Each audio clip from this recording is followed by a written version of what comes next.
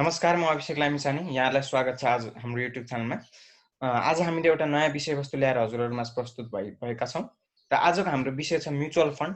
Mutual fund भनेको के हो, के कस्ता प्रकारका म्युचुअल फन्ड छन् र म्युचुअल फन्डमा लगानी कसले गर्ने, म्युचुअल फन्डमा लगानी गर्दा कस्तो प्रतिफल पाइन्छ भन्ने कुरामा फोकस गरेर हामीले आज भिडियो बनाउने छौं र आजको हाम्रो विषय छ म्युचुअल फन्ड। सुरु गरौँ सिधै विषयवस्तुबाट। म्युचुअल फन्ड भनेको के हो? म्युचुअल फन्ड भनेको एउटा तपाईको बास्केट जस्तो हो, एउटा फन्ड हो जसले चाहिँ साना साना लगानीकर्ताहरूबाट पैसा जुटाउँछ। सरल भाषामा भन्नुपर्दा त्यो पैसा जुटाउँछ र त्यो पैसा जुटाइसकेपछि इन्भेस्टर्सको बिहाफमा जसले म्युचुअल फन्डमा लगानी गरेका हुन्छन् उनीहरूको बिहाफमा त्यो पैसालाई लगानी गर्छ। त्यो पैसालाई कहाँ लगानी गर्छ? शेयर मार्केटमा लगानी गर्छ, तपाईको गभर्नमेन्टले निष्कासन गरेको बोन्ड डिभेन्चर्सहरुमा लगानी गर्छ, ट्रेजरी बिल्सहरुमा, राष्ट्र बैंकहरुले निष्कासन गरेको ट्रेजरी बिल्सहरुमा लगानी गर्छ, त्यसपछि बैंकहरुको एफडीमा लगानी गर्छ।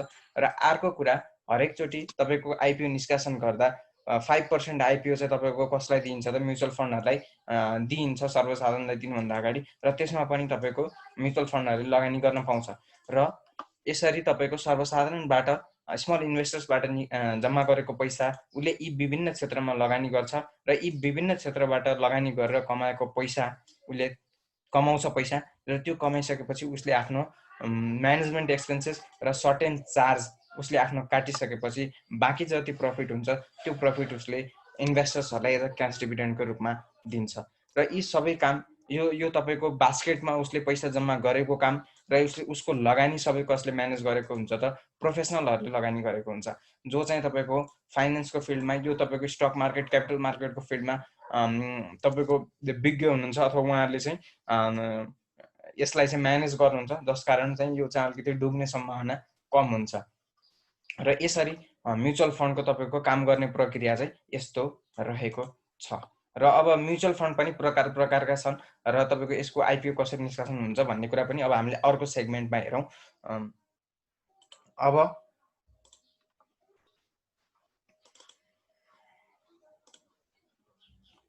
अब टाइप्स अफ म्युचुअल फन्ड हेरौँ। टाइप्स अफ म्युचुअल फन्डमा पहिलो छ ओपन इन्डेड म्युचुअल फन्ड र दोस्रो छ क्लोज एन्डेड म्युचुअल फन्ड।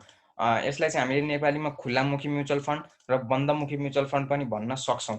र ओपन इन्डेड म्युचुअल फन्ड चाहिँ तपाईको स्टक एक्सचेन्जमा नेप्सेमा लिस्टिङ हुँदैन हैन। यो चाहिँ तपाईको जुन म्युचुअल फन्डले तपाईको निष्कासन गरेको हुन्छ, आईपीओ निष्कासन गरेको हुन्छ, त्यही आउटलेटमा अथवा त्यसको अफिसमा गएर हामीले त्यो म्युचुअल फन्ड किन्न र बेच्न सक्छौँ।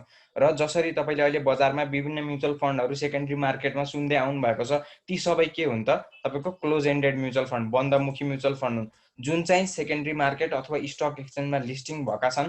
तिनीहरुलाई हामीले के भन्छौँ? क्लोज इन्डेड म्युचुअल फन्ड भन्छौँ। र तिनीहरुको तपाईको के हुन्छ? फिक्स्ड नम्बर अफ शेयर्स हुन्छ।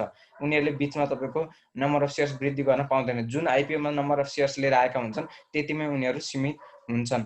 र अब तपाईको यसमा के हुन्छ त भन्दाखेरि नेप्सेमा सूचीकृत हुँदैन। त्यो भएको हुनाले हामीले जुनसुकै समयमा पनि त्यो कम्पनीको तपाईको त्यो म्युचुअल फन्डको युनिट चाहिँ हामीले किन्न र बेच्न सक्छौँ। र त्यसको किन्ने र बेच्ने भ्यालु चाहिँ के हुन्छ? नेट एसेट भ्यालुमा हामीले किन्न र बेच्नु पर्ने हुन्छ। अब यो नेट एसेट भ्यालु भनेको के हो भने त्यो कम्पनीको जुन त्यो म्युचुअल फन्डमा तपाईले लगानी गर्नुभएको छ त्यो म्युचुअल फन्डको कुल सम्पत्ति पर युनिट है, त्यो लगानीको त्यो म्युचुअल फन्डको कुल सम्पत्तिको पर युनिट कति हो त भन्दाखेरि, अब कुल सम्पत्ति भन्दाखेरि total assets minus total liabilities divided by number of outstanding units भनौँ अथवा शेयर्स नभनौँ, नम्बर अफ आउटस्ट्यान्डिङ युनिट्स। त्यसलाई चाहिँ हामीले के भन्छौँ?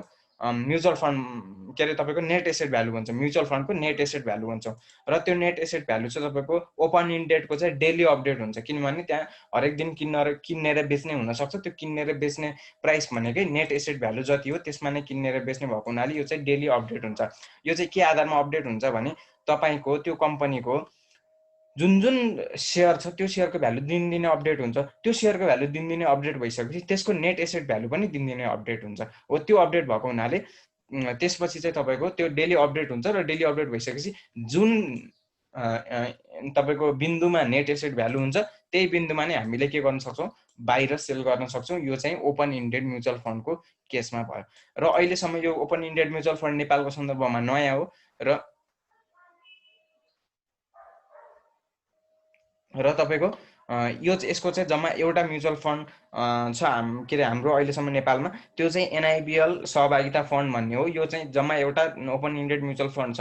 क्लोज इन्डेड म्युचुअल फन्ड धेरै छन् र तपाईँको यो एनआइबिएल सहभागिता फन्ड भन्ने जम्मा एउटा मात्र तपाईँको ओपन इन्डेड म्युचुअल फन्ड हो नेपालको।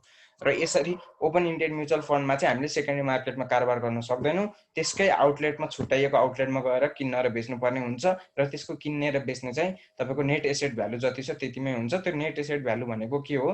Total asset minus total liabilities divided by number of outstanding units. अब त्यो चाहिँ डेली अपडेट हुन्छ र तपाईँले जति बेला पनि किन्न र बेच्न सक्नुहुन्छ।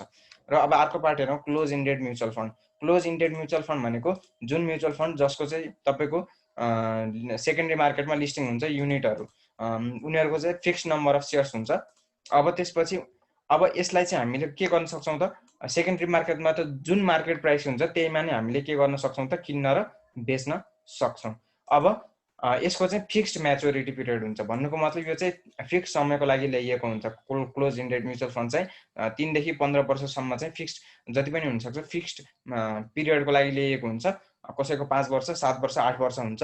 र जब तपाईँको त्यो म्याच्योरिटी पिरियड कम्प्लिट भइसकेपछि म्याच्योर्ड हुन्छ। त्यो म्याच्योर्ड भइसकेपछि म्युचुअल फन्डले चाहिँ आफ्नो सम्पत्ति जति सबै बेचेर इन्भेस्टर्सहरूलाई रिफन्ड गरिदिन्छ। र यसको पनि एनएबी हुन्छ। त्यो चाहिँ तपाईँको विकली र मन्थली अपडेट हुन्छ। यसको नेट एसेट भ्यालु चाहिँ विकली र मन्थली अपडेट हुन्छ। त्यो चाहिँ तपाईँले त्यो म्युचुअल फन्डको वेबसाइटमा देख्न सक्नुहुन्छ। त्यसले त्यहाँ वेबसाइटमा पब्लिस गर्छ विकली र मन्थली एनएबी।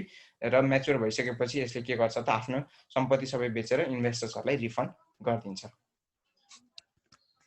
र यसरी अब यसको आइपिओहरू कसरी निष्कासन गरिन्छ भन्नेतिर जाउँ हामी।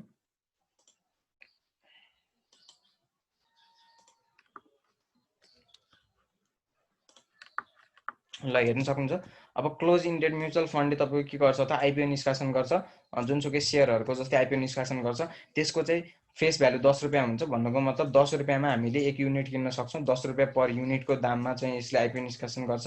र यसलाई चाहिँ हामीले मिनिमम 100 युनिट लिनुपर्ने हुन्छ। र त्यो भन्नुको मतलब 1000 रुपियाँबाट तपाईँले लगानी सुरु गर्न सक्नुहुन्छ। जस्तै एउटा एक्जाम्पल हेरौँ। एउटा 5 इयर्स म्याच्योरिटी पिरियड भएको क्लोज इन्डेड फन्ड छ भने त्यसले चाहिँ के गर्छ त? यसरी तपाईँको 5 वर्षसम्म के गर्छ त? सुरुमा चाहिँ तपाईँको 10 रुपियाँको दरले इन्भेस्टर्सहरूबाट आइपिओ निष्कासन गरेर यहाँबाट पैसा उठाउँछ है। त्यो पैसा उठाइसकेपछि के गर्छ त? तपाईँको हरेक वर्ष जति कमाउँछ त्यसको आधारमा के दिन्छ? क्यास डिभिडेन्ड दिन्छ। जति कमाउँछ त्यसको आधारमा क्यास डिभिडेन्ड दिन्छ। र यसले किन बोनस सेयर दिँदैन, क्यास डिभिडेन्ड दिन्छ भन्दाखेरि तपाईँको यसको चाहिँ के हुन्छ त? यसले चाहिँ आफ्नो नम्बर अफ सेयर्सहरू फिक्स्ड हुन्छ। त्यो भएको हुनाले बोनस सेयर यसले इस्यु गर्न पाउँदैन। त्यो भएको हुनाले यसले क्यास डिभिडेन्ड दिनुपर्ने हुन्छ। र जुन अब यसले सधैँ क्यास डिभिडेन्ड दिन्छ भन्ने छैन। फेरि जुन वर्ष कमाएको हुन्छ, जति कमाएको हुन्छ त्यसमा आफ्नो म्यानेजमेन्ट फी र चार्जेस घटाएर त्यसपछि चाहिँ त्यसले बाँकी प्रफिट चाहिँ इन्भेस्टर्सहरूलाई क्यास डिभिडेन्ड दिने हो। जुन वर्ष कमाउँदैन त्यो वर्ष नदिन पनि सक्छ। र तपाईँको के हुन्छ त भन्दाखेरि यसरी अन्तिममा चाहिँ जब म्याच्योर भइसक्छ, म्याच्योर भइसकेपछि चाहिँ यो म्याच्योर भइसकेपछि यो म्युचुअल फन्डले आफ्नो सम्पत्तिहरू सेल गर्छ र तपाईँको इन्भेस्टर्सहरूलाई रिफन्ड गर्छ उनीहरूको युनिटहरू। अब रिफन्ड गर्दाखेरि यदि यो म्युचुअल फन्डले राम्रो गरिरहेको छ भने त्यसको चाहिँ पहिला 10 रुपियाँ भन्दा माथि पनि यसले अन्तिममा 5 वर्षपछि सेल गर्न सक्छ भने 10 रुपियाँ भन्दा कम पनि हुनसक्छ। त्यो चाहिँ म्युचुअल फन्डले कस्तो पर्फर्मेन्स दिइरहेछ भन्ने कुरामा पूर्ण रूपमा निर्धारण हुन्छ। र यसरी हामीले यदि आइपिओमा किनेको mutual fund close indeed mutual fund बिचमै बेच्न मन लाग्यो भने पनि सेकेन्डरी मार्केटमा चलिरहेको प्राइसमा हामीले बेच्न सक्छौँ।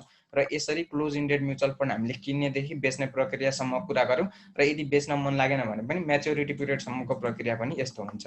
र ओपन इन्डेड म्युचुअल फन्डले पनि के गर्छ त? आइपिओ निष्कासन गर्छ। 10 रुपियाँमा आइपिओ निष्कासन गर्छ। र त्यो चाहिँ हामीले के गर्न सक्दैनौँ त? सेकेन्डरी मार्केटमा किन्न र बेच्न सक्दैनौँ।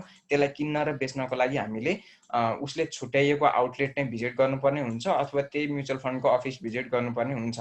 र जसरी तपाईँको त्यसमा चाहिँ हामीले किनिसकेपछि बेच्दाखेरि चाहिँ हामीलाई 1.5% एक्जिट चार्ज लाग्न सक्छ। यो चाहिँ ओपन इन्डेड म्युचुअल फन्डको केसमा। र यो चाहिँ हामीले जुन बेला भन्यो त्यति बेला बेच्न सक्छौँ किनभने त्यही म्युचुअल फन्डले पनि बाइब्याक गरिरहेको हुन्छ आफ्नो युनिटहरू। र यसरी भयो हाम्रो close indeed fund, open indeed fund. Close indeed fund हाम्रो जति पनि सेकेन्डरी मार्केटमा लिस्टिङ भएका छन् ती सबै क्लोज इन्डेड म्युचुअल फन्ड हुन् भने जति पनि एउटा मात्र तपाईँको के छ मैले अघि नै देखाइहालेँ, एनआइबिएल सहभागिता फन्ड, एउटा मात्र ओपन इन्डेड म्युचुअल फन्ड हो। र अब नेपालमा म्युचुअल फन्डहरूले भने जस्तो पर्फर्मेन्स गर्न सकिरहेका छैनन्। ओपन इन्डेड म्युचुअल फन्ड रिसेन्टको कुरा गर्ने हो भने त्यसले चाहिँ 8.25 क्यास डिभिडेन्ड घोषणा गर्यो यो वर्षको लागि भने लक्ष्मी इक्विटी फन्ड हो कि यसले समथिङ कुन चाहिँले चाहिँ तपाईँको जम्मा 4.25 हो कि 4.5% क्यास डिभिडेन्ड घोषणा गरेको छ भने यसरी तपाईँको हाम्रो अपेक्षा अनुसारको पर्फर्मेन्स दिन सकिरहेको छैन भने यदि जसले चाहिँ आफ्नो टाइमै दिन सक्नु हुँदैन सेकेन्डरी मार्केटमा तर तपाईँले इच्छुक हुनुहुन्छ आफ्नो लगानी गर्न पैसा लगानी गर्न चाहनुहुन्छ यतिकै क्यासमा राख्नुभन्दा उहाँले चाहिँ म्युचुअल फन्डमा लगानी गर्नुहोस् जसले चाहिँ केही समय टाइम दिन सक्नुहुन्छ। यदि मार्केटमा इच्छुक हुनुहुन्छ बुझ्न चाहनुहुन्छ सेकेन्डरी मार्केटमा आफैले केही ज्ञान हासिल गरेर लगानी गरेर राम्रो रिटर्न कमाउन चाहनुहुन्छ भने उहाँले चाहिँ पहिला सुरुमा चाहिँ तपाईँको के गर्न सक्नुहुन्छ त ज्ञान हासिल गरेर अनि त्यसपछि तपाईँले सेकेन्डरी मार्केटमा बिस्तारै सुरुवात गरेर लगानी स्टार्ट गरेर त्यसपछि तपाईँले राम्रो प्रतिफल पनि कमाउन सक्नुहुन्छ। त्यसमा खासै गाह्रो छैन तर सबैभन्दा सुरुमा तपाईँले थोरै अमाउन्टबाट सुरु गरेर आफ्नो स्ट्राटेजीहरू बनाएर सुरुमा ज्ञान हासिल गरेर लगानी गर्न सुरु गर्नुपर्ने हुन्छ। यसरी दुवै पक्षहरू छन् र यसरी आफूले चाहिँ आफूलाई कति रिटर्न चाहिन्छ, आफ्नो कति रिस्क बेयर गर्न सकिन्छ, कति रिटर्न भए पुग्छ आफूलाई भन्ने कुराहरू निर्धारण गरेर लगानी गर्ने या नगर्ने डिसिजन भनेको तपाईँको आफ्नो हातको कुरा हो। म्युचुअल फन्डको बारेमा हामीले कुरा गरि नै हाल्यौँ। यति नै हो। हस् आजको लागि यति नै, धन्यवाद।